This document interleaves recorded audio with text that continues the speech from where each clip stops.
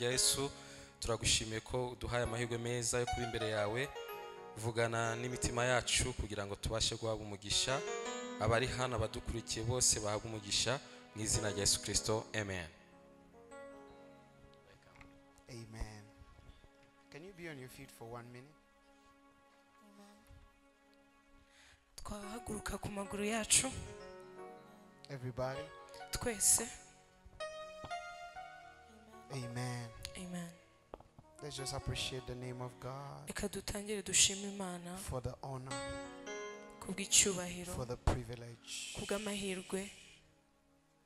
Begin to talk in other tongues if Ushobora you're able. kuvuga mu ndimi niba ushoboye kubikora, Pray in whatever language you come cyangwa from. ururimi rwose ushoboye gusengamo. Ushobora kuzamura ijwi ryawe.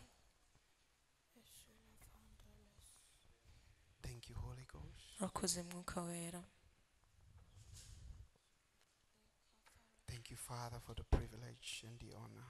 Urakoze Mwami kubw'amahirwe uduhaye.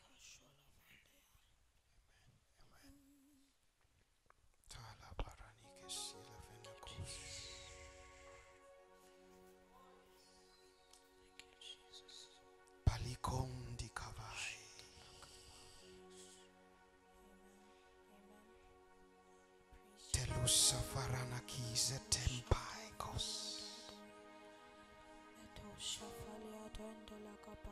Tai kombikailes. Thank you for honoring us, Lord.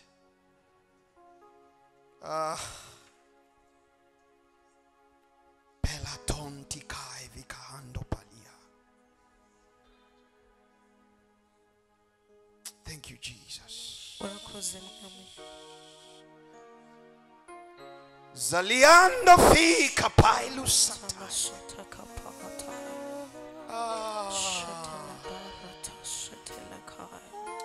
Talidom bridigailes.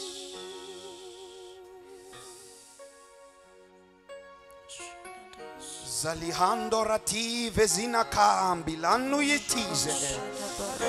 Balusate bakisha.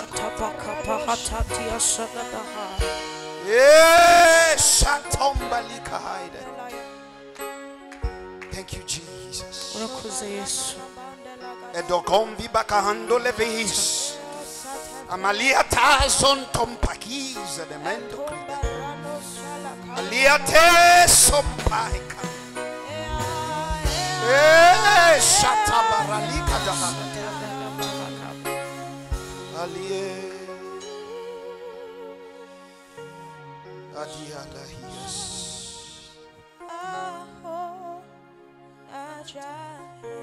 Alikailos.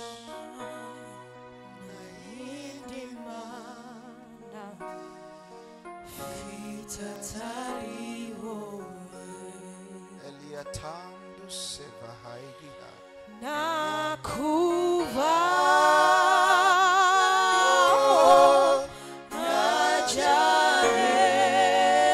Zulivambi katandu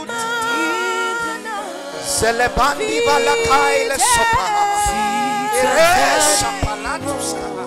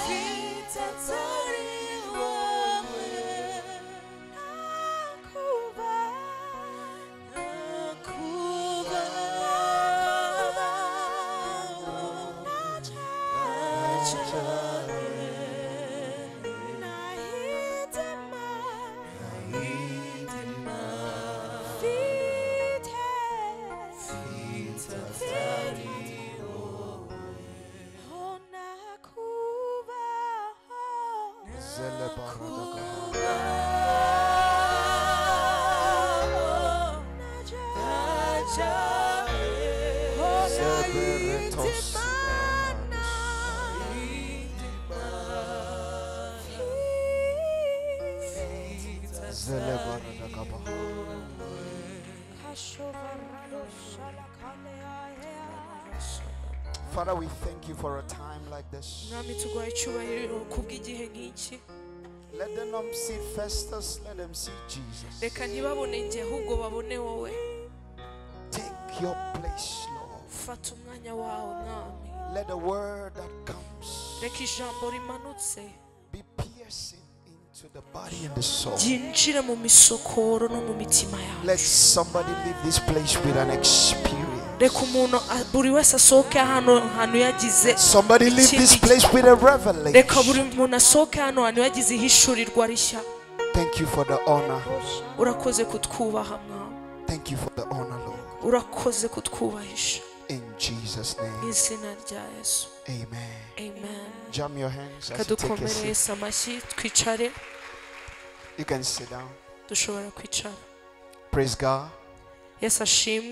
I like a very noisy church. Praise God. Praise God. Yes, ashime. Hallelujah. Forgive my voice. We have been working so hard this month.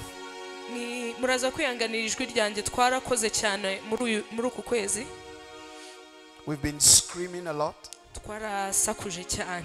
So part of my voice is struggling from that. But it is not the voice that carries the power. It is the word of God. Hallelujah. I said it is the word of God. Hallelujah. Without power, we are just like another gathering. Without power, we are like a classroom. Without power, we are like in the market. But it is power that distinguishes us. It is power that sets us aside. So we are trusting God for his power. If you are trusting him for his power, why don't you jam your hands together? Hallelujah! Hallelujah! Hallelujah! Praise God. Before I start working, let me give honor to whom honor is due. First of all, you will have to go very fast. First of all, I'm very happy to be here today. And it's the blessing of God that I have the privilege to be with you. It is an election by grace. It's not because we are so special. It's because grace has found us. Hallelujah. So I'm happy to be in your presence today. And I'm sure that God will do something. kandi ndizeye neza ko Yesu ari bukora ikidasanzwe. Hallelujah. Hallelujah. Amen. Amen. I am so blessed to be in the presence of the woman of God and the nejejwe husband. cyane no kuba imbere y'umukozi w'Imana I honor you so much, pastors. ndabubaha cyane. The Bible says in the council of elders there is safety. Jambo ry'Imana ravuga ngo iyo tugiwe inama n'aba turutaha barimo So when you Imana have nyinshi. elders in the spirit, you know you are safe. Iyo ufite rero abakugira inama mu mwuka uba uri ahantu heza. And I'm sure we are safe today. Amen. Ndizeye ko turi ahantu heza uyu munsi. We see the work that God is doing through you. Turi kubona umurimo Imana iri gukora bibanyuzemo. And we are happy to be a part of it. Kandi tunejejwe no kuba muri ibyo. And we are happy to partake of it. Kandi tunejejwe no kubifata. I am talking about your pastor and you are not clapping. Kuvuga ku bashumba banyu ni muri kubakomera. Come on, why don't you clap and celebrate your pastor? Ese mwabakomera amashi?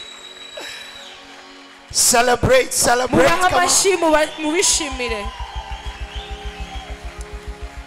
Amen. Amen. We thank the Lord because He has given us a second chance. Dushima Imana ko yaduhaye andi mahirwe.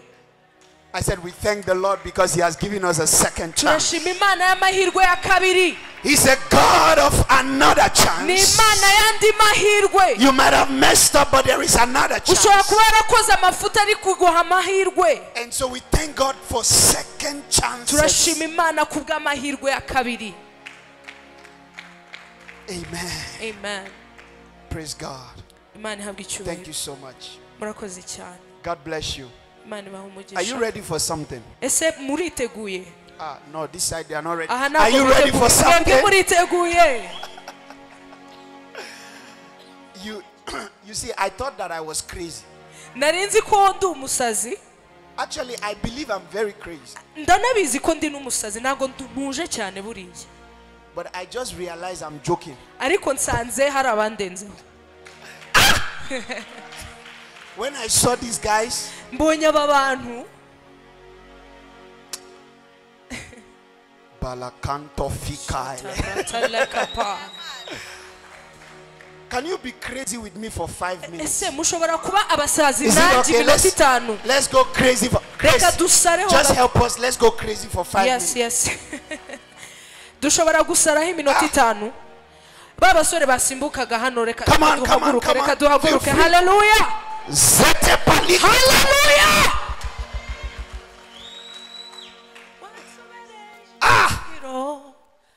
Turiteguye. Reka abari bari gusimbuka hano mwatunejeje kamwongere mudufashe mutwegere. You know what I'm trying to do? Do you know what I'm trying to do? Muzi icyo ndi gushaka gukora? I'm trying to rub off on the anointing. Ndashaka gufata ku mavuta of craziness. Y'ubusazi. So that I can take some crazy with me. Kugira ngo nigishe mu kirere gitunganye. Vuga ngo he. Watubereye ibyiringiro. Watubereye ibyiringiro. Uhoraho ni wowe Mana. Ni wowe byose bihanze amaso. Uhoraho ni wowe Mana. Ni wowe byose bihanze amaso. Watubereye ibyiringiro. Yesu watubereye ibyiringiro. Yesu watubereye. Yesu watubereye ibyiringiro. Yesu ni wowe Mana. Ni wowe byose bihanze amaso. Yesu uhoraho ni wowe Mana. Ni wowe byose bihanze amaso. Yesu watubereye ibyiringiro. Yesu watubereye ibyiringiro. Yesu watubereye ibyiringiro. Yesu watubereye ibyiringiro.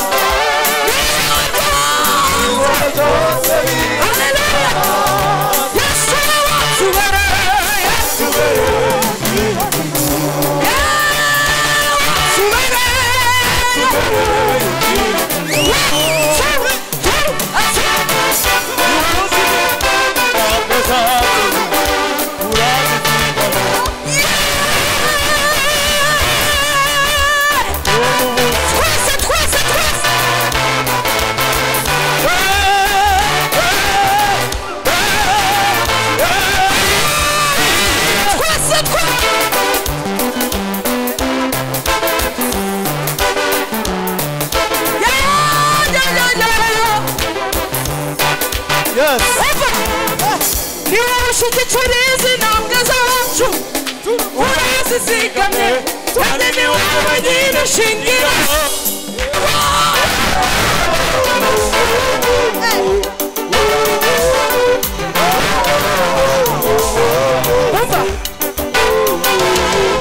uretse ku mugongo wanjye ntacyo uzaba Uretse ku mugongo wanjye ntacyo uzaba uretse ku mugongo ntacyo uzabayo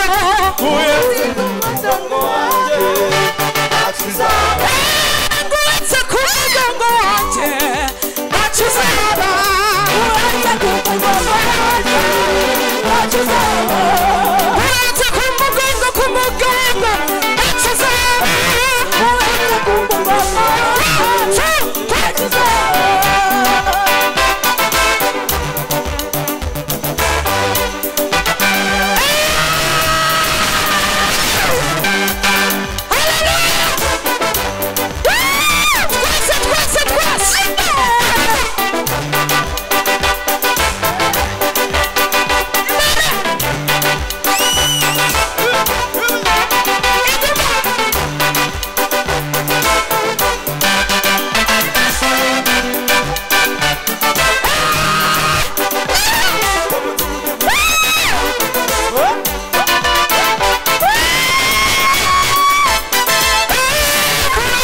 mugongo wanjye ntacyo uzaba uretse ku mugongo wanjye ntacyo uzaba uretse ku mugongo wanjye ntacyo uzaba uretse ku mugongo wanjye ntacyo uzaba uretse gato Yesu ashimwe haleluya yavuze ngo tube abasazi nk'iminota 5 ariko ndabona tukitonze ngiye kongeraho indi 2 niba ushaka gusunika intebe kugira haleluya nitumara gusimbukira Yesu turajya mu ijambo ariko tugiye gusaba tuzenguruke hano tuvuge ngo kuko duhetse haleluya ninde witeguye reka ndabe ibiganza by'abiteguye haleluya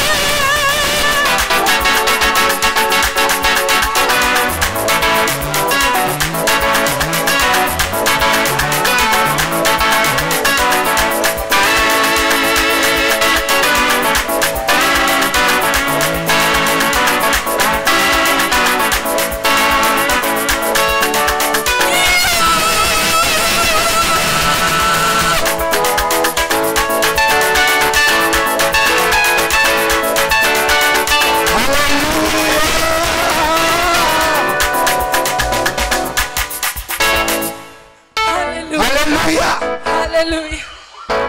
Hallelujah. Hallelujah.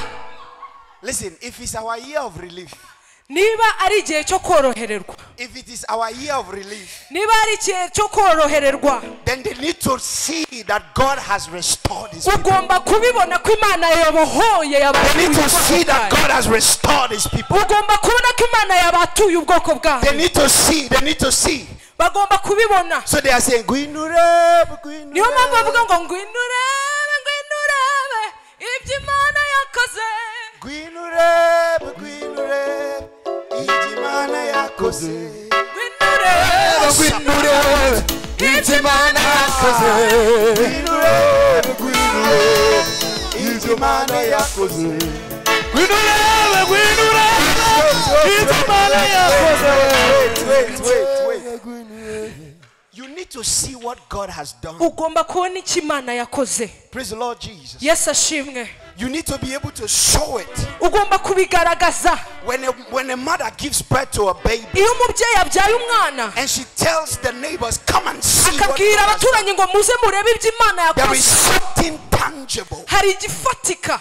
There is something visible. Hari ikigaragara. What God has done for second chance is not just an idea. Ibyo Imana yakoreye second chance ntabwo ari ibintu by'ibitekerezo gusa. What God has done for us is not just talk. Ibyo Imana yakoze ntabwo ari amagambo gusa.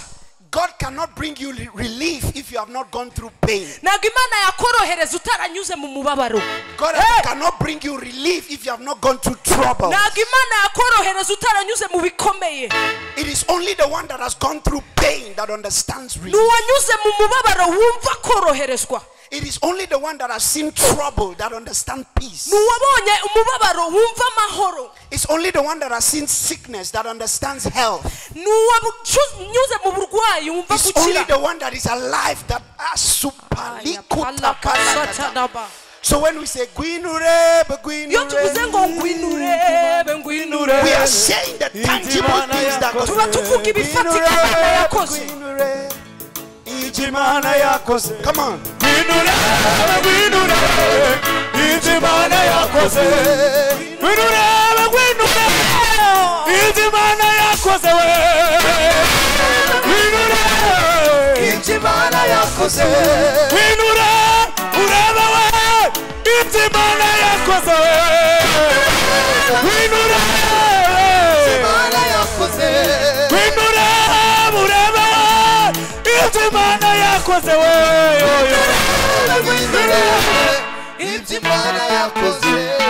Hallelujah. Sit down. Twakwicarira. Sit down. Twakwicarira. Praise the Lord Jesus. Yesu ahabwe icyubahiro. Can somebody feel God in this place? Ese hari umuntu uri kumva Imana hano hantu? Is anybody feeling God? Hari umuntu uri kumva Imana hano hantu? It is only the one that understands sorrow that understands joy. Nuwanyuze mu gahinda ubasha gusobanukirwa umunezero. Praise the Lord Jesus. Yesu ahabwe icyubahiro. God has moved us. Imana yaratwimuye. God has propelled us. Imana yaratwinjije ahandi. God has elevated his people. Imana yazamuye ubwoko bwayo. That is why it's the year of relief. Niyo mpamvu ari umwaka wo That's koroherezwa. why it's comfortability. Niyo mpamvu ari umwaka wo koroherezwa. That's why it's restoration. Niyo mpamvu ari umwaka wo koroherezwa. That is why it's peace. Niyo mpamvu hari amahoro. That's why it's ease. Niyo mpamvu hari ugutuza. I said he's doing it for you. Imana iri kubikora ku bwawe. In the name of Izina Jesus. rya Yesu. Nothing will take you out this Nta year. kizakwica uyu mwaka. Nothing will hold you down. Nta This year. kizagusubiza inyuma uyu mwaka. Nothing will keep you out of God's Nta promises. kizagukura mu mugambi w'Imana uyu mwaka. I come to you as a minister of God. Nje kubabwira nk'umukozi w'Imana. And I declare unto your lives. Kandi ndatura ku buzima The bwawe. Bible says you shall decree a thing and it shall be established. Ijambo ry'Imana avuga ngo uzatura I ikintu kibaho. decree in the name of Ndatura mu Jesus. izina rya Yesu. Wherever you have been slow, Aho wagenze gake. I decree speed in the Ndatura name of kwihuta mu Jesus. izina rya Wherever you Yesu. have been sick, Aho warwaye. I decree health in the name Ndatura of ubuzima mu Jesus. izina rya Wherever Yesu. you were dead, Aho warwaye I ugapfa. decree life in the name of Ndatura Jesus. ubuzima mu izina rya Yesu. He came that we may have life. Yaraje ngo tubone ubuzima. Not just life, Atari ubuzima gusa. abundant Ahubwo life. ubuzima bwuzuye rwose. Abundant life. ahubwo ubuzima busendereye. Touch yourself, say I have abundance. Ibwire ngo mfite ubuzima I busendereye. have the life of God. Mfite ubuzima bw'Imana. I'm not dead. Ntabwo napfuye. I'm alive. Ndi muzima. I'm awake. Ndi muzima. I'm not asleep. Ntabwo nsinziriye, ndi maso. I'm alive. Ndi muzima. And I'm not dead. Kandi sinapfuye. Hallelujah. Hallelujah. Hallelujah. Hallelujah. Tala no sifraki hai. Apila kunta vira kandila pa.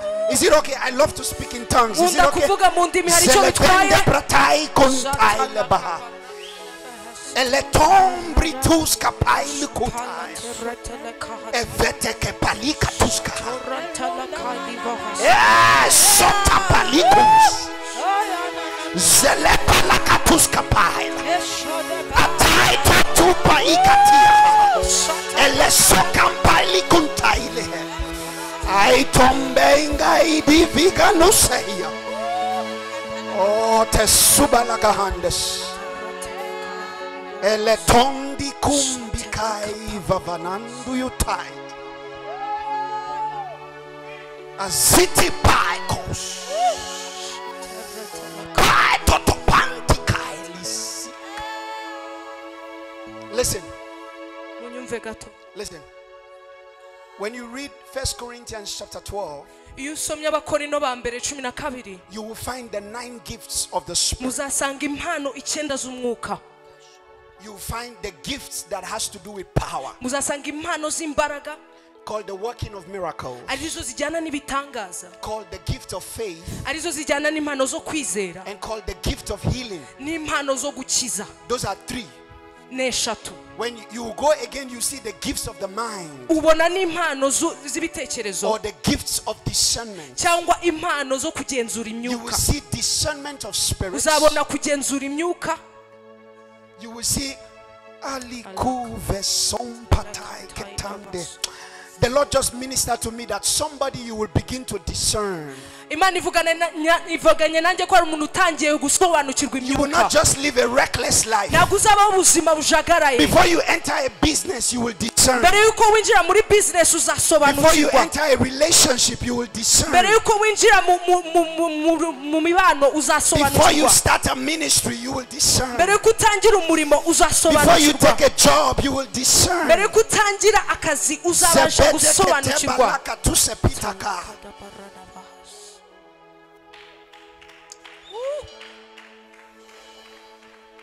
We have the word of knowledge, the ability to tell what happened yesterday. We have the word of wisdom, the ability to tell what will happen tomorrow. We have the gift of prophecy. We have the speaking of tongues. We have the interpretation of tongues.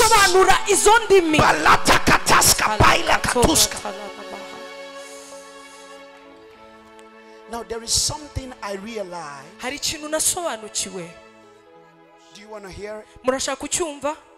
Do you want to hear it? I told you I like a noisy church. Do you want to hear it?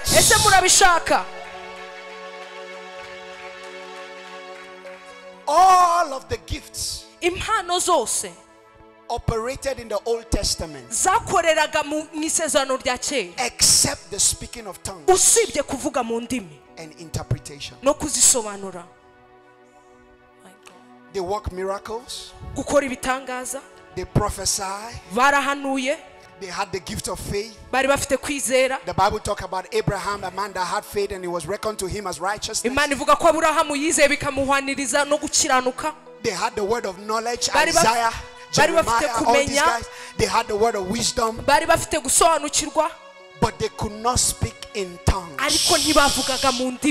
And that speaking in tongues is what distinguished the Old Testament from the New Testament.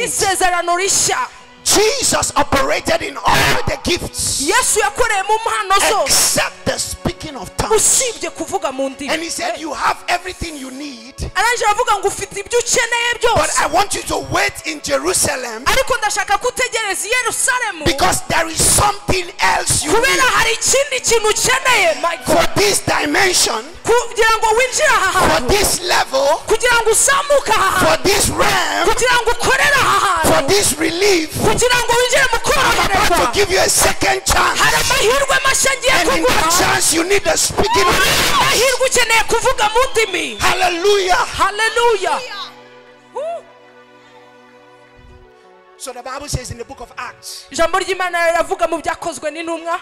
That when the day of Pentecost was fully come, igihe cya Pentecote kigeze, that they were in one accord, in one place. ngo bari ahantu hamwe mu mwuka umwe. And the Holy Ghost came upon them. Umwuka wera arabamanukira. And he did not come as prophecy. Ntabwo yamanutse nk'ubuhanuzi. He did not come as word of knowledge. Ntabwo yamanutse nko gusobanukirwa. He did not come as word of wisdom. Ntabwo yamanutse nk'ubumenyi. He did not come as the working of miracles. Ntabwo yamanutse nk'ibitangaza. The Bible says he sat on them like tongues of fire. Ngo yabicayeho nk'indimi z'umuriro. And he sat on them. Amaze kubicaraho. They started to perform miracles. Batangiye gukora ibitangaza. When he sat on them, yakwicayeho. they started to prophesy. Batangiye guhanura. When he sat on them, abicayeho. they started to give word of knowledge. Batangiye kuvuga iby'ubwenge. When he sat on them, amaze he's about kubicaraho. to sit on you tonight. Agiye kukwicaraho uyu munsi. He's about to sit on you Agiye tonight. kukwicaraho iri He's joro. about to sit on you Agiye tonight. kukwicaraho uyu There is a mugoroba. shift and a Hari power kwinjira mu mbaraga coming upon you ikwinjiyeho. because of this word. Kubera iri jambo. In the name of Jesus, izina rya Yesu. receive it. Byakire. Hallelujah.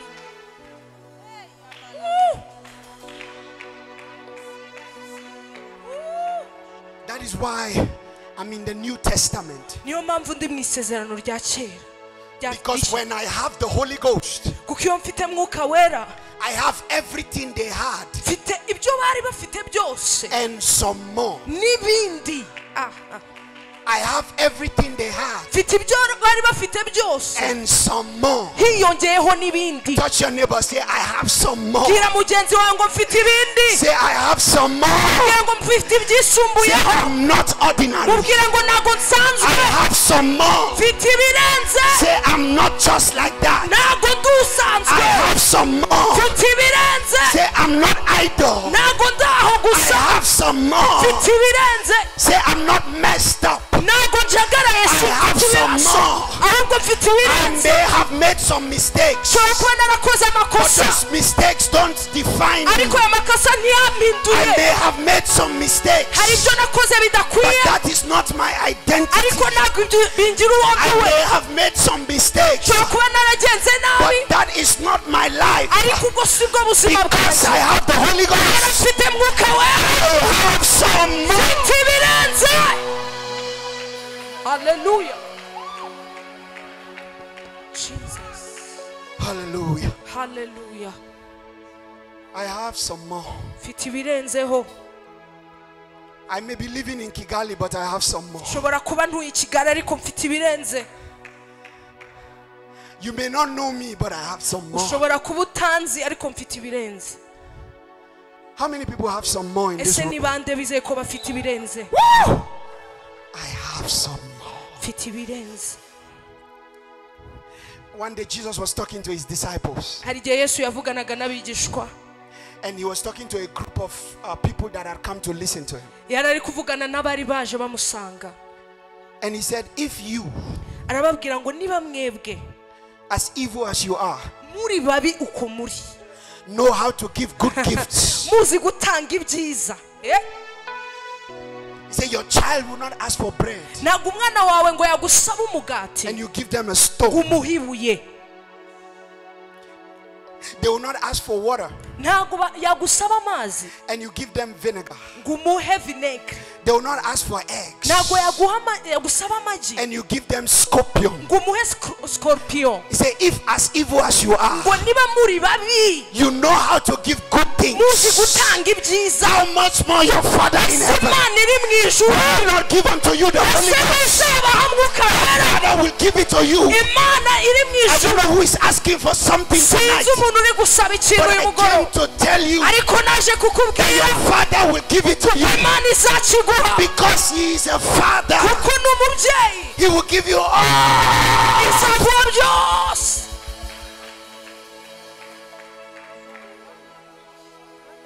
Hallelujah. Hallelujah. I hear in the spirit somebody saying, man of God, I'm tired. I am going through so much, and it's enough for me. I don't know my next meal where it's going to come from. The Bible says in 1 Corinthians chapter 10 and verse 13, it said there has no temptation taken you, but such as is common to man. Whatever you are going through, it is common. It is popular. There is someone else going through it. He said, but because you are my child, the Bible says God is faithful. Anybody excited that God is faithful?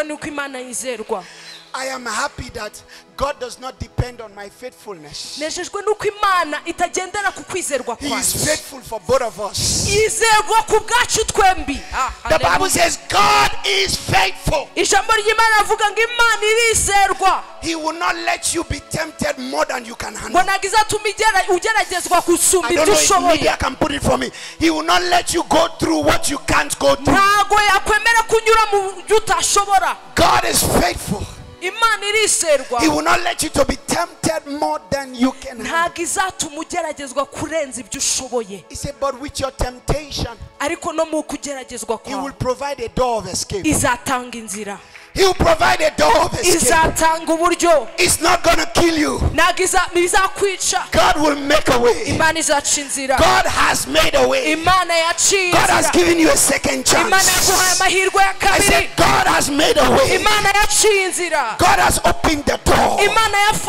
God has given you a word. God has blessed your spirit. God has given you a pastor that prays for you, that loves you, that ministers to you, that feeds you, that cries for you. She can be the faithfulness of God in your life. Somebody give the Lord a shout.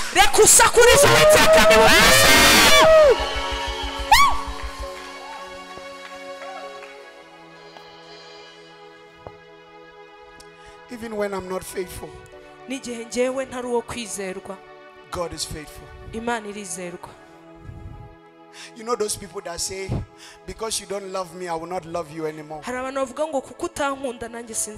Because you didn't visit me, I won't visit you. But God is not like that.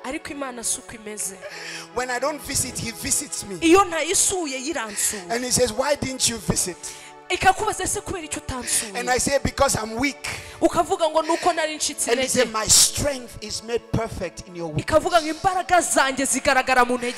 When you are weak, I'm strong. I want to make you strong. That is the faithfulness of God. Say amen. Oh, vuga amen chane. Amen. Hallelujah. Hallelujah. Nakuva, oh, najai, kailo sifraniha, vite, Tatari owe. Nakuva, zelika patailos, zeretandu kupai vekindaba. Ah, zeliba la kantoske pataha, zelendo ritakambi likatus sefete, zelementom bida kundi vikitail, zelebandu retai petoski patakaha.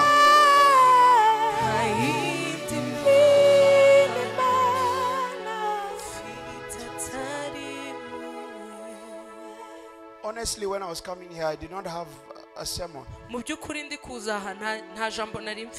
Because I kept asking God, what should I say? What should I say? And as we lifted that song, he just told me. So for the next few minutes, just tell them about the God of another chance. The God of a second chance. The God of a second chance. The God of another chance. The God of another chance. I'm not a God that leaves you when you mess up. I recreate the system for you again. I am not a school that fails you when you fail. I create a system for you to write the test again. He's the God of again. He's the God of again. Listen, I lost it, but God is about to do it again. I messed up, but God is about to do it again. I didn't know what to do, but God is about to do it again. He's the God of another chance. He's about to shake something in my life. He's about to fix something in my life. Because He's a God of another chance.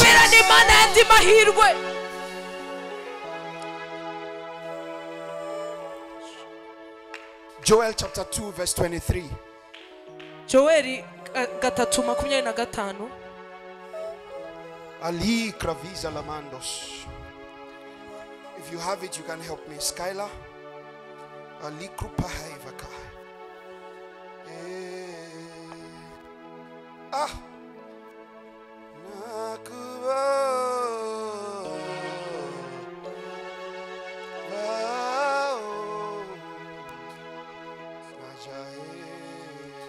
Joel chapter 2 verse 23, it says, 25,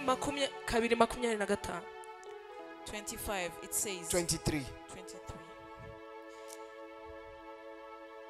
Be glad then, ye children of Zion. Be glad, you children of second chance family.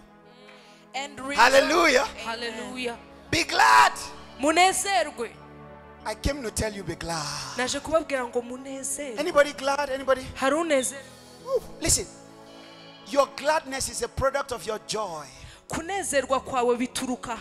Be glad, you children of second chance family. Hallelujah. Hallelujah. And rejoice in the Lord. And rejoice in the Lord your God. Listen, we don't rejoice in man. We rejoice in the Lord. Keep going. For He hath given you the former rain moderately, and He will cause to come down for you the rain, the former rain. And He has given you the former rain moderately. Listen, there was a time you thought you were blessed. But I came to tell you that was moderately. You thought you had a relief. But that was moderate. You thought you had peace. But that was moderate. You thought you had blessings. But that was moderate. Anything God gave you before now is moderately.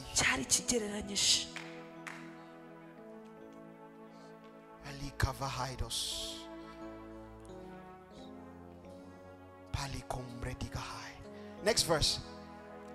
And the flowers shall be full of wheat. He gave you moderately, but now He's about to give you abundantly. He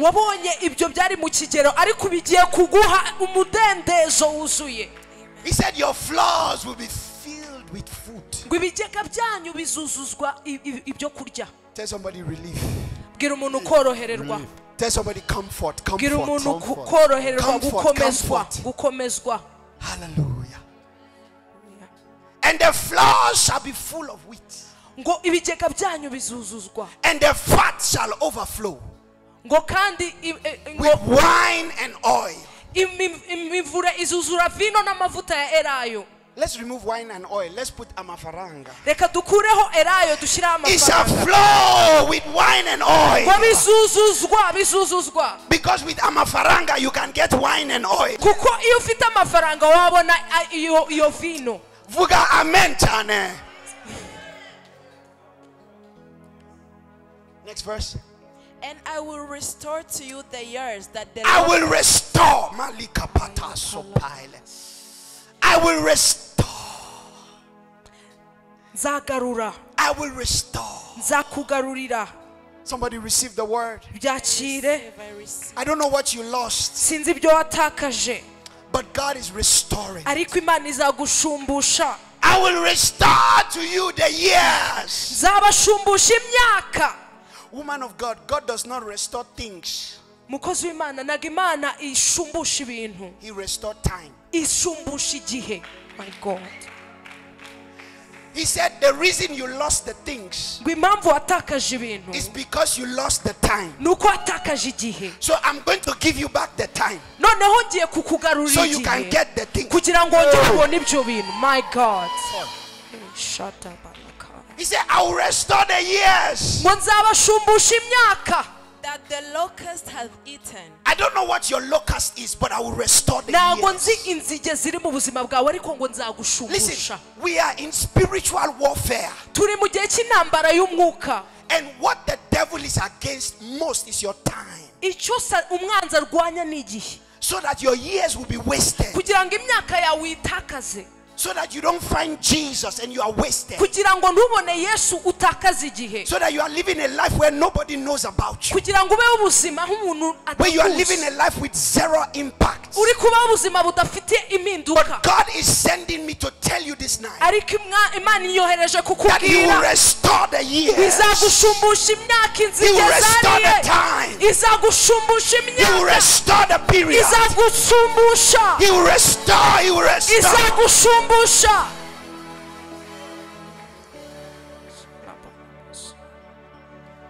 I will restore the years that the locust had eaten, the cankerworm, the caterpillar, the palmer worm.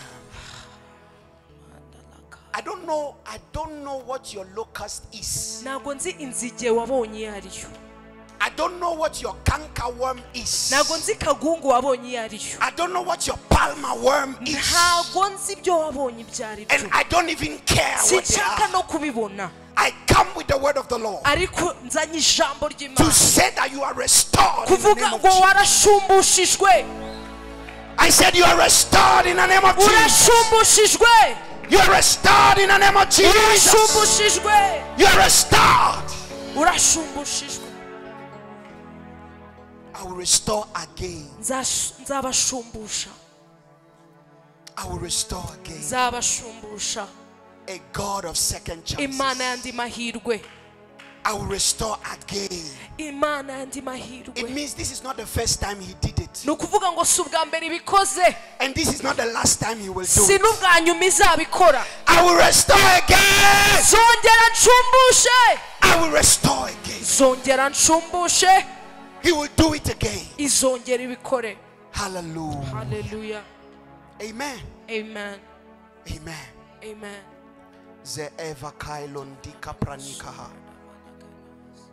I will restore. I love the word. In John chapter 2, Jesus attended a party.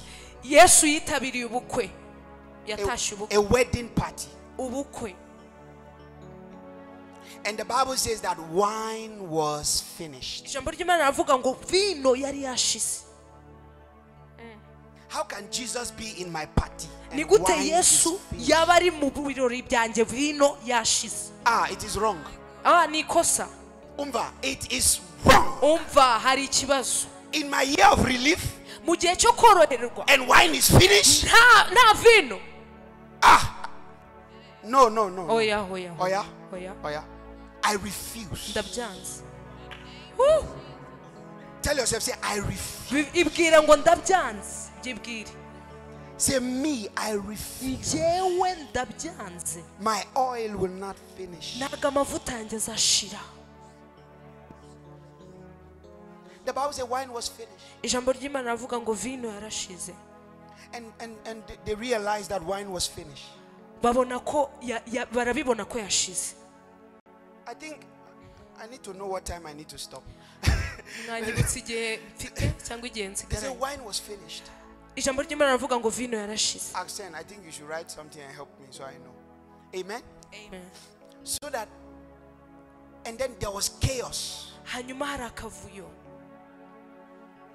And the Bible says that his mother was there. Bibiliya avuga ngo mama wa Yesu yari ahari. And he came to tell Jesus. Aza kubwira Yesu. He said, Jesus, aravuga ngo Yesu, wine is finished. Vino yashize. Jesus said, how is that my business? Yesu aramusubiza ati ese ibyo birandeba hiki? My time has not come. Igihe cyanjye ntago kiragera. And do you know what Mary said? Uzi icyo Mariya yamusubije? She went to tell the servants. Yagiye kubwira abagaragu. Whatever he says, arababwira ngo ibyo avuga byose do it. mubikore.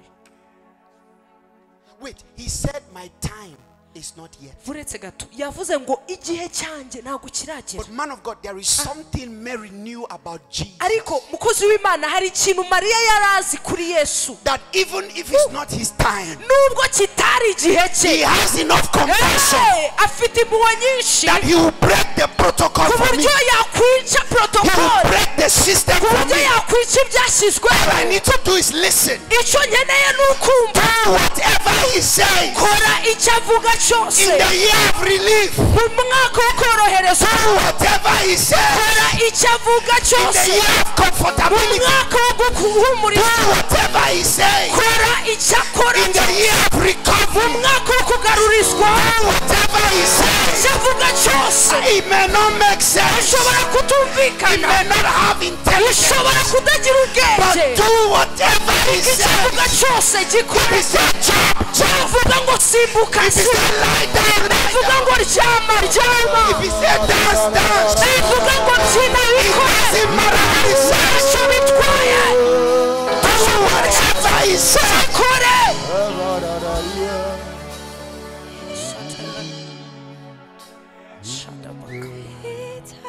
Do whatever he says. Kora icyo akubwira cyose. That is the secret to comfort. Iryo ni ryo banga ryo koroherezwa. That is a secret to discovery and recovery. Iryo ni ryo banga ryo kugarurizwa. Ibyo That is the secret to restoration. iryo ni ryo banga ryo kugarurizwa no gushumbushwa. Do whatever he says. Kora icyo akubwira cyose. It may not make sense, Bishobora kutagira kuba bitari mu bwenge bwinshi. but do it. Ariko bikore.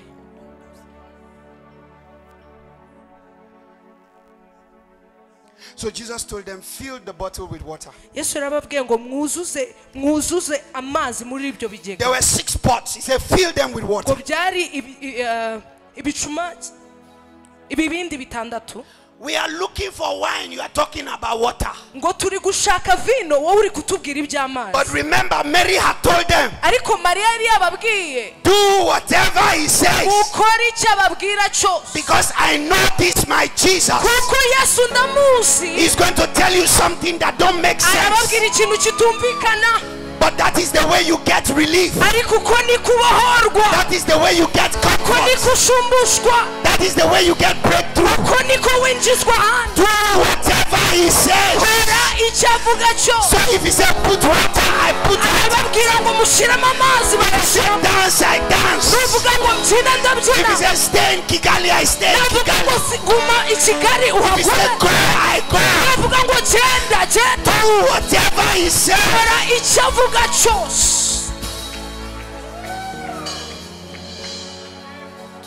Hallelujah. Oh. But you see, for you to get that relief, Kugira ngo ubone uko gushumbushwa cyangwa koroherezwa, you need to know Mary. ugomba kumenya Mariya. Because it is Mary that knows him. Kuko ni Mariya uzi Yesu. Mary will tell you his secrets. Maria azakubwira amabanga ya Yesu. If you don't have Mary, you will mess up. Niba udafite Maria uzakora amafuti. You need to have Mary. Ukeneye Maria. Mary will guide you how to behave. Maria azakwereka uko witwara. And God has given us a Mary. Imana yaduhaye Maria. Listen to Mary. Mwumve Maria. Listen to Mary. Mwumve Maria. Listen to Mary. Mwumve Maria. And do whatever he says. Icyo avuze cyose.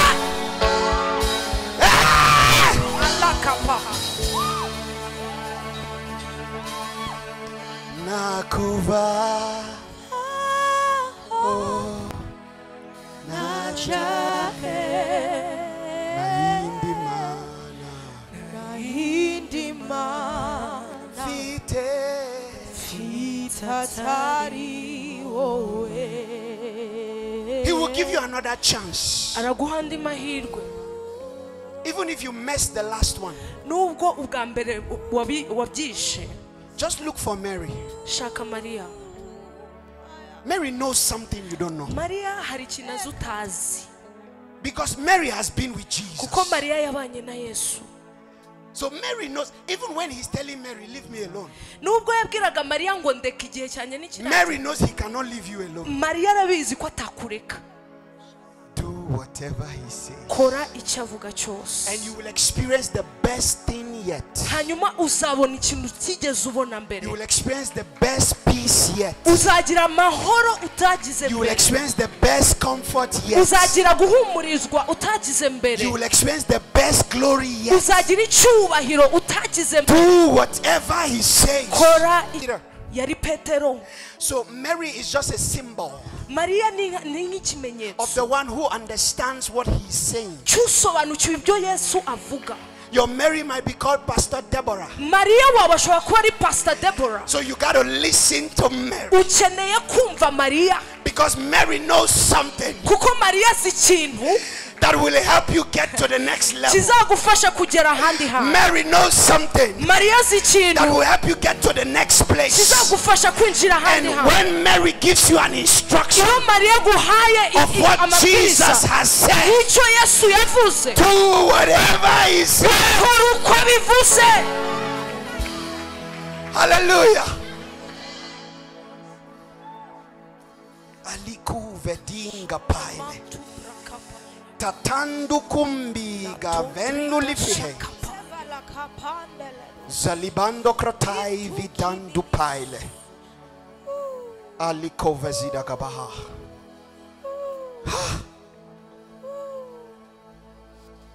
alitombedika paradaga bahaya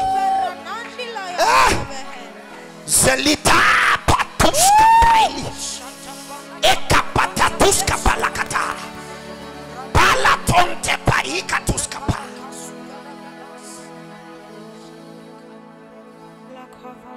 telenondi kafai mbele kunze zelemenongri di sinta nunde vikahila alili lalo.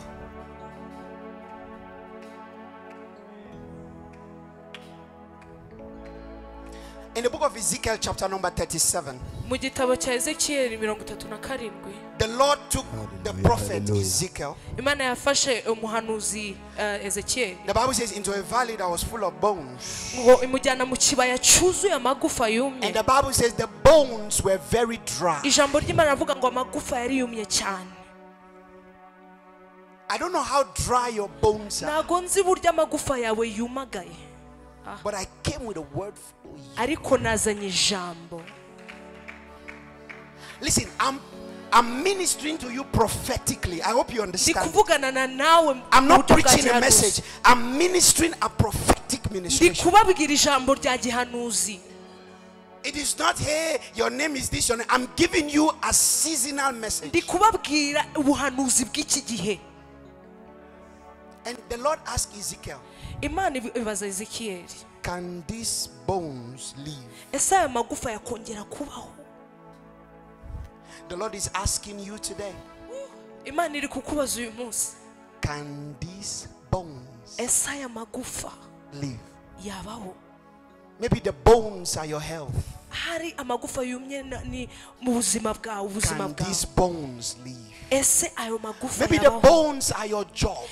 hari ayo magufa ni akazi kawe Can these bones live? ese ayo magufa yakongera Maybe the akabaho bones are your marriage. hari ayo magufa n'urushako rwawe Can these bones live? ese yakongera kubaho Maybe the bones are your ministry. hari amagufa n'umurimo w'Imana Can these bones ese ayo live? magufa yakongera Maybe the kubaho bones are your business. hari amagufa ni business yawe Can these bones ese ayo magufa yakongera kubaho And Ezekiel said, only you know. Ezekiel aravuga ngo mwami ni wowe ubizi I may want the bones to leave, nshobora kuba nshaka ko amagufa yongera but kubaho I don't know. ariko simbizi Only you know. wowe gusa ubizi And he said, prophesy to the bones. Imana irangije amubwira ngo yahanurire Zezebatikatapa. tula matura I came to tell you, prophesy to the bones. kukubwira ngo hanurira ayo magufa Ayatakabalakata.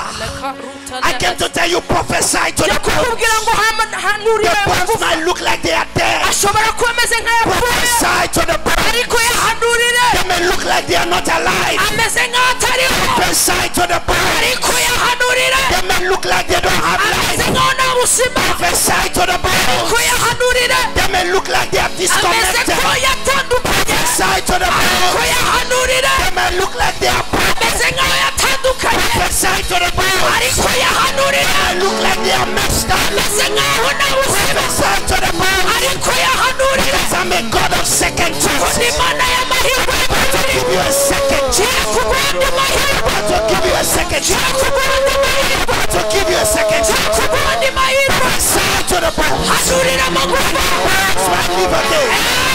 The bones might live again. abwirwa amagufa Bones, bones.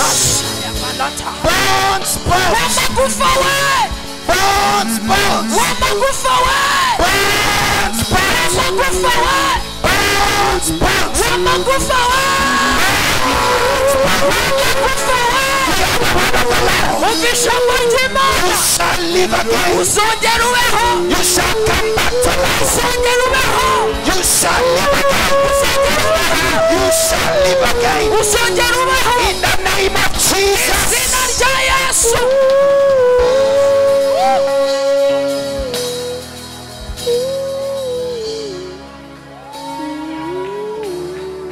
Jesus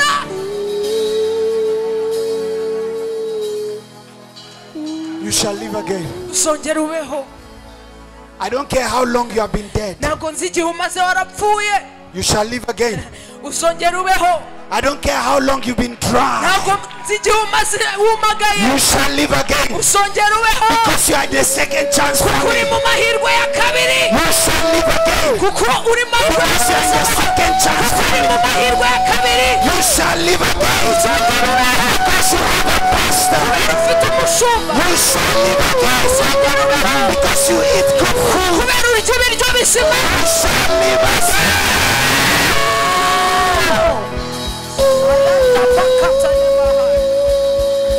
Asakabalagadabaha. Sheteberedegedebaha.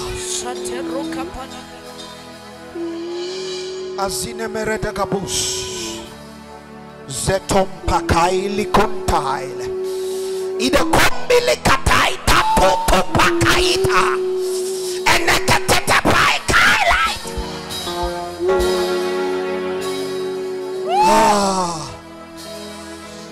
Listen, listen. On a good day, I'm a very dignified human being. umbonye ikindi gihe ndi umuntu witwara I neza am very rwose composed. utuje But Mama said I should feel free. ariko mama yavuze ngo nisanzure Can I feel free? ese nisanzure This is me feeling free. uyu ni njyewe iyo nisanzuye Tell your neighbor, feel free. bwira mugenzi wawe ngo isanzure You are in the house of your father. You are in the house of your father. You are in the house of your father. turi mu nzu y'Imana Feel free. isanzure Stop acting like a visitor. reka kumera nk'umushyitsi Stop acting like a guest. reka kumera nk'umushyitsi Feel free. isanzure kuko Imana wahaye saya Feel free. Feel free. Feel free.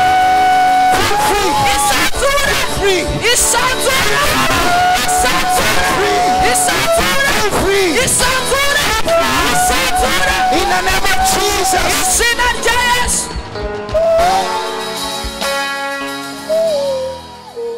You just got a second chance. So feel free. What used to hold you has left you. What used to tie you is loose. He said, for who the Son has set free is free. You're free. No chains can hold you. No bonds can hold you. You are free. You are free. Touch yourself, say, I'm free. I'm free. I am free. Hallelujah. Hallelujah. Let me say one last thing and I'll close. Is that okay? One last thing. Amen. Amen. The Bible talks about a time when I call Vicky, don't eat. Let me tell you, God loves you.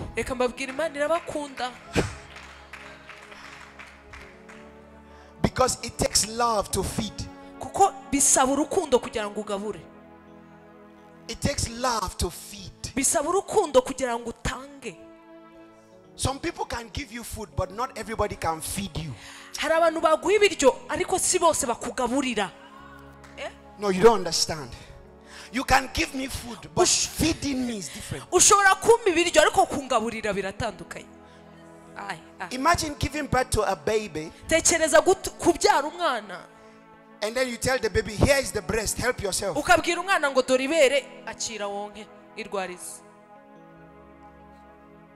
You gave him food, but you didn't feed him. In the book of Isaiah, he said you will be nursed with royal breast. He said you will suck the breast of kings. He said foreigners will come from far. He said your children shall be a lot. Your children shall be a lot. I to you in the name of Jesus. Your children will a lot. Your children will come from far. Your children will come from far. Jesus.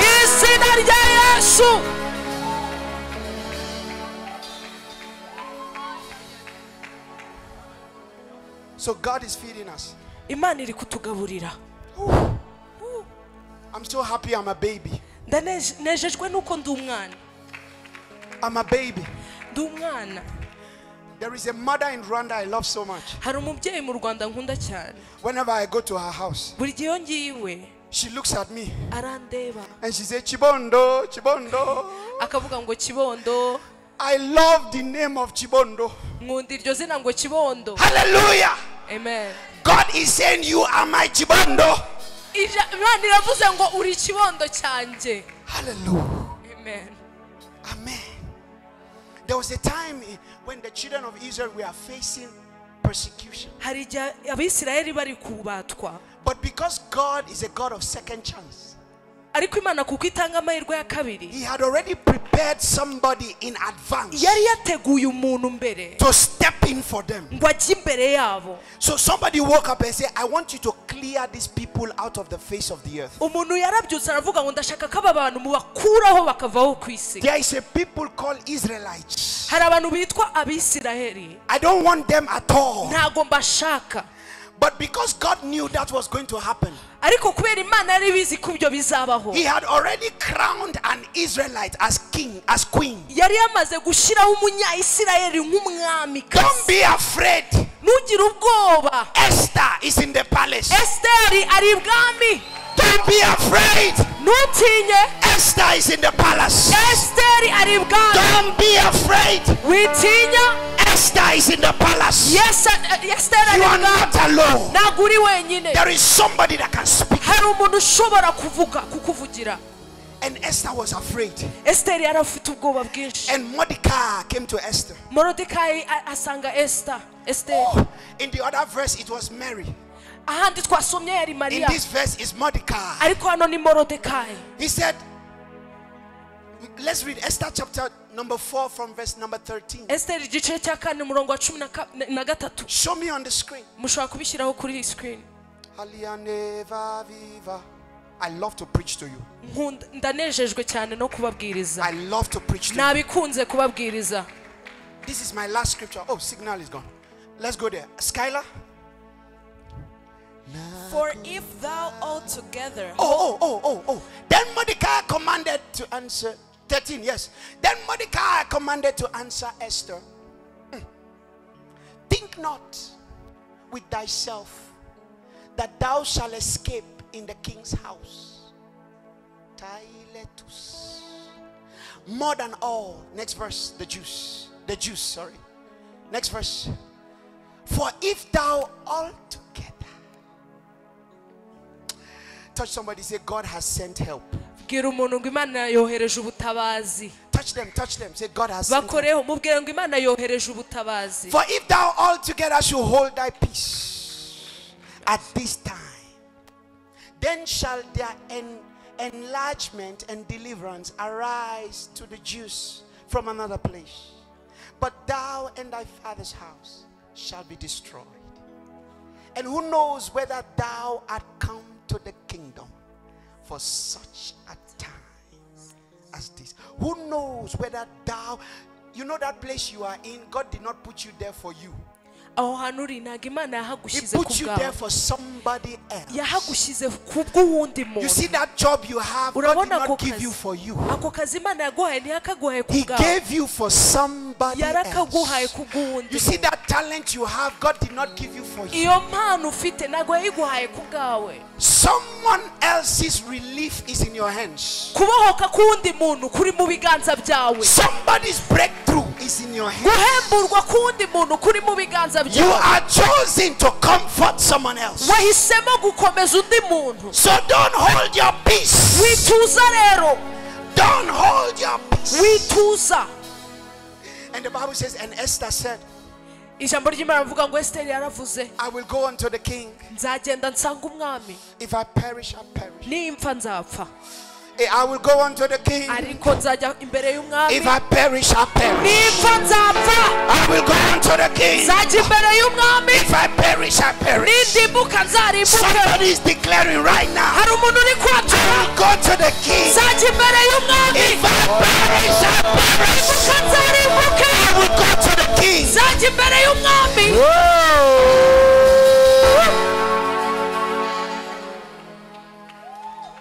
Arsene, I know it's dangerous, but I will go.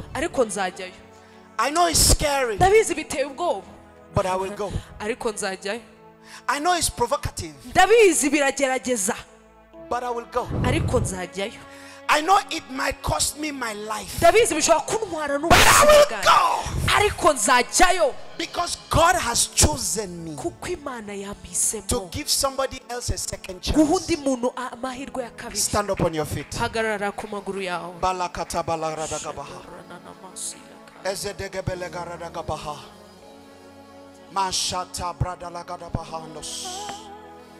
Father, in the name of Jesus, I stand in the gap right now. You said you sought for a man who will stand in the gap, so that you will not destroy the land. I stand in the gap. I break somebody loose. I free somebody. I set someone free. In the name of Jesus. I pray in the name of Jesus. If there be anybody that is sick, under the sound of my voice, that at the coming of this sound, I decree healing to their bodies. In the name of Jesus, I decree healing to their minds. I decree healing to their hearts. In the name of Jesus, that pain will not kill them. That pain will come out as a testimony. I pray for somebody who is about to start a business and they don't know what to do. I release ideas in the name of Jesus. I release ideas in the name of Jesus. In 2025, businesses will be born in this church. Father, in the name of Jesus, I pray for second chance family. I pray for increase in the name of Jesus. Increase in the oil. Increase in the numbers. Increase in the hearts to serve. Increase in honor. Increase in service. Increase in sacrifice. In the name of Jesus, I pray by the grace of God upon my life, no one shall remain poor in this church. No one shall remain destitute in this church. In the name of Jesus, I pray for Janet right now, who is lying down in the hospital bed. I release your healing over her. In the name of Jesus, as her family is praying for her now, we send forth healing power.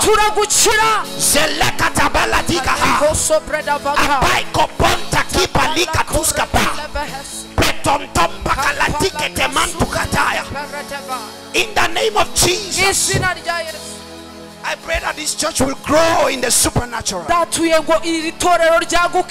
As it is a spiritual church, it will continue to be a spiritual church. It will not be locked up in protocols. It will not be locked up in traditions. But I thank you because they are free. They are set free in the name of Jesus. They are excelling in the name of Jesus. They are overcoming in the name of Jesus. I thank you for the pastor and her husband. I thank you for the peace in their home. I thank you because you are making them an example in this nation. In the name of Jesus, many shall come to kneel to understand the wisdom and the grace of their lives. In the name of Jesus, the children of this house shall benefit. They shall grow. In the name of Jesus. Thank you, Holy Ghost. Thank you for your blood. Thank you for your sacrifice. It is because of your blood that we are standing. We do not have any ability by ourselves, but your blood gives us something.